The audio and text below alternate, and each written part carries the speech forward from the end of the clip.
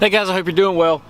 Usually this time of the year during the summertime, a complaint that we typically hear about from some of our customers and then from some people looking for advice is, you can see right here along the base of this fence how there's a little line of damage. And what it is it's where the weed eater, the string trimmer, whatever you want to refer to it as, has been used up against the fence every week when you're cutting your yard. Unfortunately, there's not really a lot you can do about that in a lot of situations. You know, when your grass grows all the way up against the fence, it's got to be trimmed, and even with the most careful person, you're going to hit the fence with this monofilament line, and the line is plastic.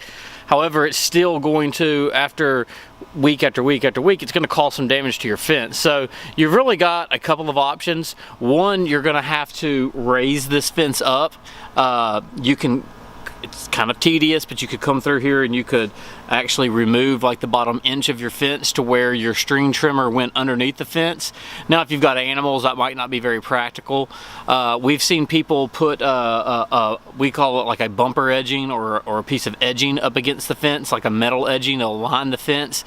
Kind of can be unsightly, but it will keep the integrity of the base of that fence a lot longer. Or you could actually just put a trench edging in front of the fence, but there again, it's kind of unsightly as well.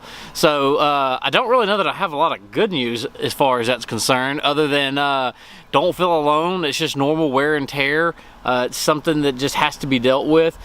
We've never seen it destroy a fence just to the point to where the fence had to be replaced in a matter of a couple of years. So usually it starts to become issues on fences. I know for a fact, because we've been with this client, I know for a fact that this fence is 15 years old, and you can see a little bit of wear and tear at the bottom, but it's still intact. It still has its integrity. So anyway, I hope this helps. If you got any questions, if you need any suggestions, just let us know. Otherwise, we look forward to hearing from you. Y'all have a good day.